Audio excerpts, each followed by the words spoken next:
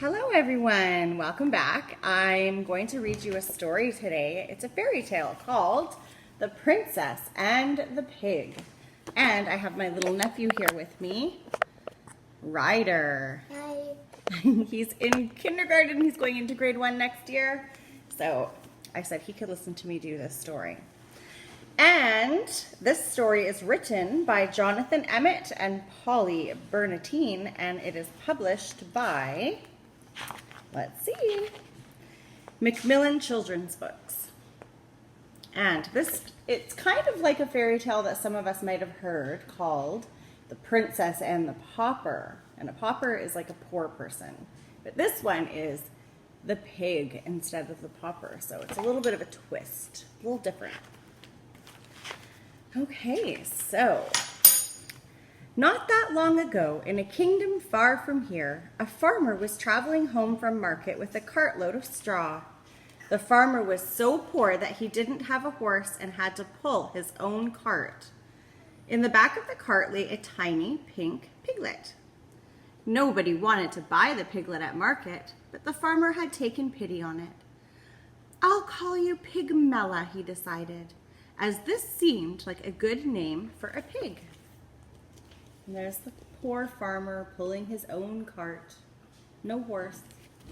And there he is with Pigmella. It was a hot day and the farmer stopped to rest in the shade of a great castle. Far, far above him on a high balcony, a queen was inspecting her new baby daughter. The queen was so rich that she had 7 nannies and didn't have to look after her own children. The queen picked the baby out of her cot and held her at arm's length. "I'll call it Priscilla," she decided, as this seemed like a good name for a princess. Well, she wasn't a very good mummy. She didn't even really look after her own kids. Some people have nannies, and that's okay, but not if they're not spending any time with their kids. I don't think you need 7 nannies. A moment later, a wet, squelching noise came from the baby's nappy. Ew! Closely followed by an awful smell. "Yuck!" shrieked the queen, dropping the baby and running off to find the royal nannies. Oh! She left so quickly that she didn't notice she had dropped the baby over the edge of the balcony. Ah! Oh, and there's a picture of her running, going, "Ew! Oh, gross!" Poor baby Priscilla. It's like her so happy. She is. The baby seems happy, doesn't she? Down, down, down went the baby into the farmer's cart, and up, up, up flew the piglet into the princess's cot. There falls the princess, and she bounces into the cart, and up, boing, goes the Pigmella that was in the cart. And there she is, bouncing right up into the baby princess's cot, which is like a baby's cradle. Uh-oh, what do you think's going to happen, Ryder? I'm going to send a message to you. Like a good, not a message, but like a video. Oh, okay. When the queen returned and found the piglet lying where the baby should have been, she let out an even louder shriek and fainted into the nanny's arms. The king thought he knew what happened. "Aha! A bad fairy has done this," he explained. "The fairy wasn't invited to the princess's christening, so she turned the baby into a piglet to get her revenge. It's the sort of thing that happens all the while in books." That sounds like Sleeping Beauty, doesn't it? And there she is. "Oh, my baby's a pig!" Faints into the hands of her nannies. And there's the king thinking, she was turned into a pig. Meanwhile, the farmer had returned home and was startled to discover a baby girl lying where the piglet should have been. The farmer's wife thought she knew what happened. A good fairy has done this, she explained. The fairy knew how poor and honest we are and how badly we want a child, so she's turned the piglet into a baby. It's the sort of thing that happens all the while in books. And there's the farmer going, "What? My pig has turned into a real baby." And the farmer's wife said, "Yes, that happens. I've heard of that." And she's reading a story called Thumbelina, or something like that happened. Have you heard Thumbelina? Never. And so, without a second thought, the baby became Pigmella, the farmer's daughter, and the piglet became Priscilla, the princess. And there's Pigmella. And Princess Priscilla. Oh dear.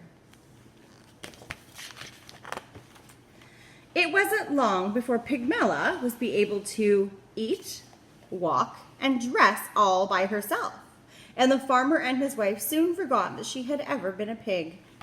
Things were not so easy for Priscilla, but the king and queen never let anyone forget that she was really a princess.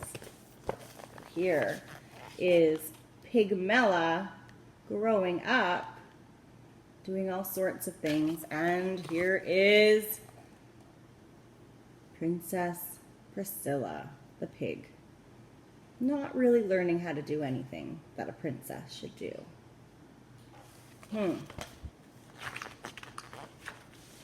As Pigmella grew older, she grew clever and beautiful. She was admired by everyone she met.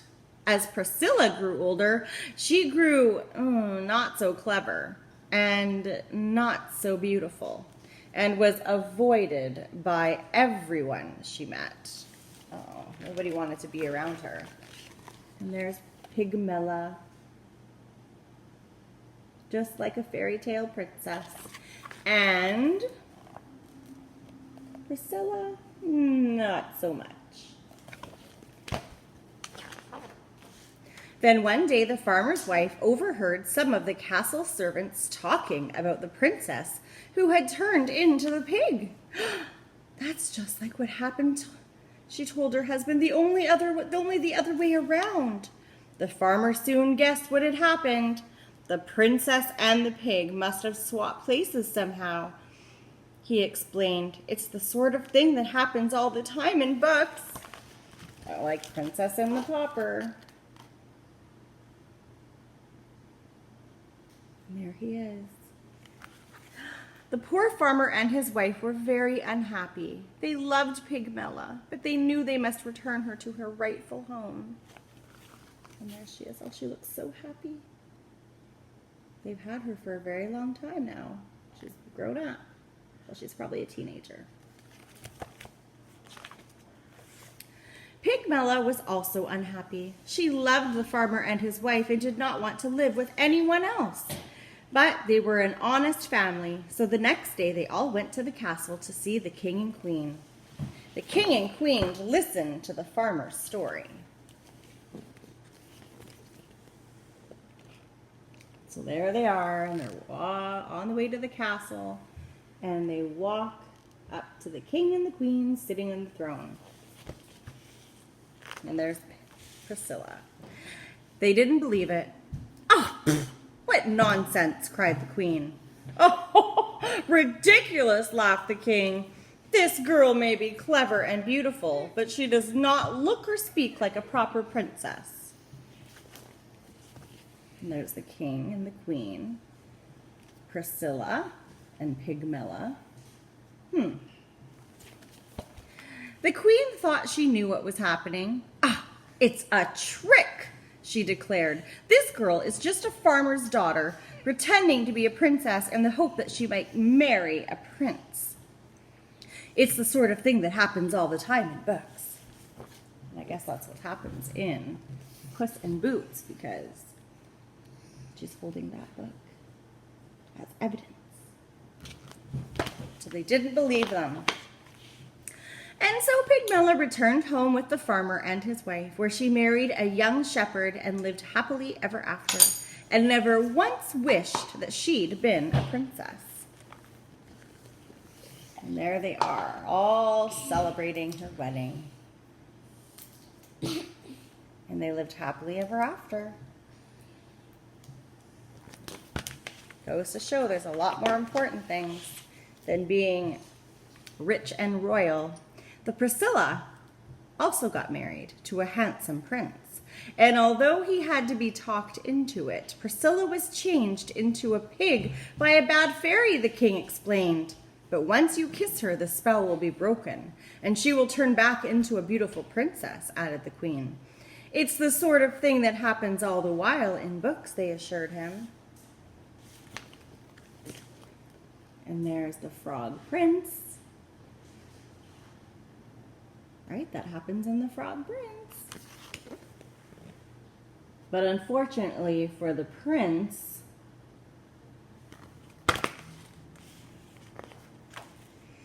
it's not the sort of thing that happens in this particular book. Oh dear. She didn't turn into a princess because she's a pig. Oh dear. So funny. Anyways, I hope you enjoyed this book. I love fairy tales, and this is one of my favorite twists on a whole bunch of fairy tales, actually. So, thanks for watching.